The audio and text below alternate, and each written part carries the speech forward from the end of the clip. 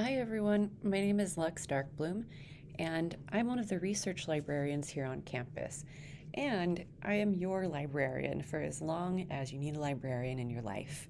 My role in your class is to help you to learn about library resources so that you can make your research a little bit more effective and efficient.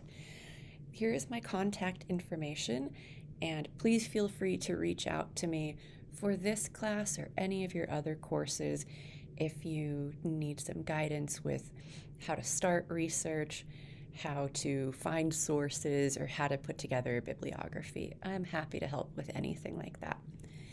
So, before we get into a few demonstrations, I want to think about what your process is when you first learn that you've got a research project. Where do you begin looking for information? For a lot of us, we use Google, maybe Google Scholar. Textbooks are a great option, and maybe even the library, like the physical library. So it's an important thing to think about. Who are your information resources? When we're looking specifically for scholarly information, it can get a little bit intimidating or kind of tricky, but that's why I'm here. So I'm going to introduce you to some really important library resources and services, all of which are free, and then you're going to practice using these new search skills to do a quick fact-checked sprint. So today we're going to do three things. I'm going to show you how to navigate the databases, then the library catalog, and then we'll move on. So let's go to the library. This is the library's main website, and as you can see, there's an awful lot going on here. So we're actually going to just focus on this part of the page. We don't have to scroll down to use the library website. We can actually just stay right here. So the first thing I want to point out is the library catalog is that big search box right at the top here. And below that, we have these little gray buttons, and one of those takes you directly to our databases. So starting there, the databases are where you're going to find the bulk of your electronic sources. This is a portal to all of the library's databases, and we have about 400 in our collection right now. You can select databases by title, by subject, or by type. In this context, type refers to the format. So basically, what is the container for that information? And subject refers to the different fields of study that you can study on campus. So we've got a couple extras in here. In addition, there's a general one. We also have one for government documents. The rest are basically mapped to all of the different programs, departments, initiatives on campus. So because this is a psychology class, I'm going to scroll to our psychology databases. Give you the lay of the land here. Up at the top, regardless of which subject you choose, you'll always find a librarian recommendation at the top of the page in this yellow box. Below that is where you get access to an alphabetical list of all databases that address this subject. So many are going to be discipline specific, some will be interdisciplinary or multidisciplinary. Looking at this database right at the top, just to give you kind of a sense of the layout, we've got the title of the database, what years are covered, and then what you can expect to find there. This will tell you subjects, formats, whether things are available in full text, or if you just have access to citations. So pretty helpful to actually take a moment to read those little blurbs before you jump into a database. So here is one database, APA Psych Info, and notice anything similar here to the library's website? Giant search box, giant search box. So you can use these pretty much the same exact way. For our fact check sprint, I'm going to have you look at a false claim and find some research to refute it. So for my examples, I figured we'd also look at some false associations. So this one is a topic that's big in popular discourse right now, though the scientific community has reached the consensus that there's no correlation between autism and certain vaccines or any vaccines. But there's been an awful lot of research done about this topic. So up at the top here, under all of our results, you can see how many we're going to be having access, how many we'll have access to. Pardon me tripping over my tongue. At the very top, right below our search terms or our keywords, we've got a bunch of filters here. You can only look for linked full text. Maybe you just want to look at peer-reviewed articles exclusively, or maybe you've got a specific date range in mind. So with this topic, I would think that the more current, the more relevant, unless we're doing some kind of historical overview of this this issue around this widely debunked correlation. So source types, again, can refer to these things. So what for the container is for your information, and then below that, you're going to get a bunch of results. Notice how next to each result, there's a little icon, and above the title for each result, you'll find out exactly what kind of material you're looking at. So for this top one, we've got a peer-reviewed journal article. Below that, whoops, in blue here is the title of the article. Beneath it, you found the authors, and then where it is published. What journal is it published in? Followed by the publication date, volume, and issue numbers, and often page numbers. Beneath that, you'll see an excerpt of the abstract or an excerpt of this very brief summary that tells you what the article is about. I highly recommend taking a moment to read through these abstracts to see if the article is actually relevant to your specific research needs. So if I look a little below that, I can access this right now as a PDF. I can also see who cited this article, not who did they cite when they were creating it, who cited this specific article after it's been published. So this came out in 2017. All of these cited by articles will be after that date. When I click on the title, that will give me a little bit more information, just greater depth of information about the authors, keywords that were provided by the authors, information about the methodology and the population being studied, etc. These are all fairly self-explanatory. One thing I do want to point out that's a little unusual, and maybe you haven't seen it before, but a lot of databases will allow you to save stuff if you create your own account. You can cite stuff, though, without an account. So if I click this button, this will give me a selection of citation styles to choose from, and I would select the one that I'm using for my imaginary paper, and then I can just copy and paste this into my references list. Of course, you will want to edit, make sure that it's formatted properly, that there are no spelling errors or punctuation, italics errors, stuff like that. But otherwise, you're good to just copy and paste. So that's a database, one article from a database. One quick thing, if you have multiple access options, they will always be PDF or online full text. The text itself is identical. For the PDF, the layout will look a little bit different, but that's about it. So that's one database, one of about 400, and now we'll look at the library catalog. Be sure to click that catalog button or your search results will look a little bit more complicated, but I'm going to do the same search and then just hit go. This list will look kind of similar. The one difference is that we've got our refinements menu out in the open here instead of under some tabs at the top like there were in Psych Info.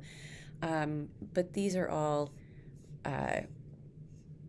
pretty intuitive. Um, like we did for our previous search, I want you to check out how many results you get before you decide to start scanning those results to look for sources. The reason why is because these are two very broad keywords. What we can use these refinements for is to give our database or catalog more information about what we need. So if you're looking for a specific resource type, like just articles, you don't want to look at newspapers or magazines or transcripts, just articles, we'll go from 12,000 results to just under 4,000. Other things that are worth noting beyond resource type, you can look for just full text or just peer-reviewed stuff. I would also recommend checking out these locations. So when I think about locations, I usually think about physical spaces, but in the library catalog, the top results you're going to get, these are all coming from databases that interact with our catalog. Like I said, we have about 400 databases, and not all 400 are going to be connected here.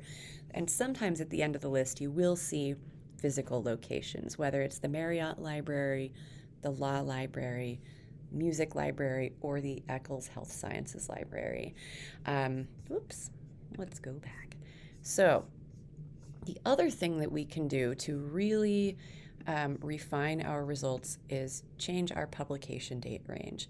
Unless I'm doing some kind of historical research, I probably don't need information back to the 70s, and I'd like more current information. So from under 4,000 results to just a little bit more than 1,100 results. So we've really made some serious progress here from 12,000. Of course, you can continue to refine, or you can start browsing. And because I've selected only articles, those are the only results that will come up. So if I click a title, just like in Psych Info, we get a little bit more deeper information about this specific source.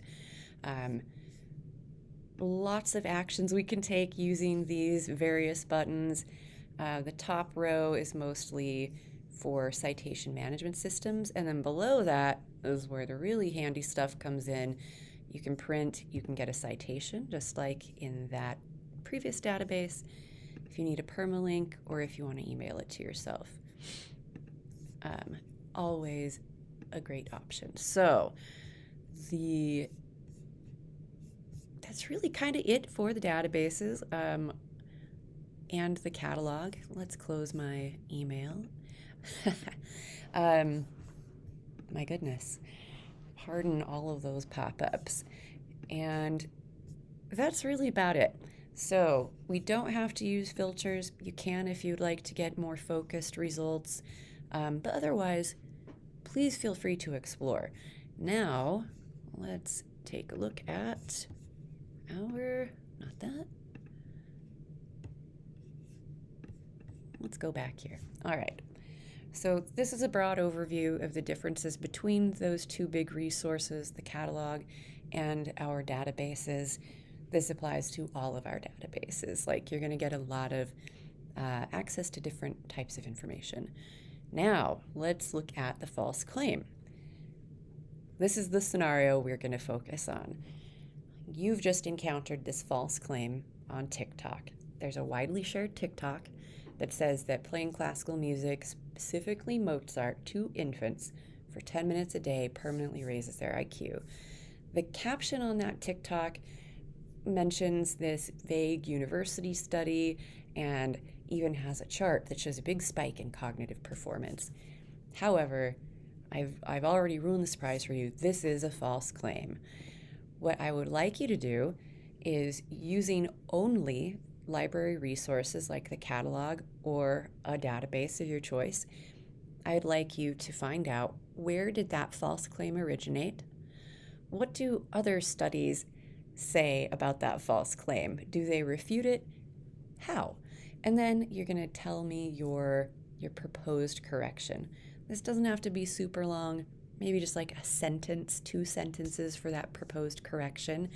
And yeah, so before I set you off to focus on that assignment, one thing I want to leave you with is a few of our other really important resources and services. So at the top here, we've got our library guide for psychology. I'm going to close our list of results and we can look directly at this. So this is me, I'm your librarian, and you can contact me by email. You can always drop by my office, which is on the 2nd floor of the library, or you can give me a call. I'm happy to meet with you in whichever format works best and is most convenient for your needs. So don't hesitate to reach out. If you want to kind of help yourself out, though, before we potentially meet up, this guide should be, I hope, useful. You can find it at campusguides.lib.utah.edu/psychology, or you can just click on the link in the presentation, which will be accessible to you through Canvas. Some things I want to point out here under finding resources. These are some very popular databases that are used widely by psychology department. We've also got some professional associations and other institutions that might be useful resources for you. If you are struggling with citations, I want to provide you with some guidance here.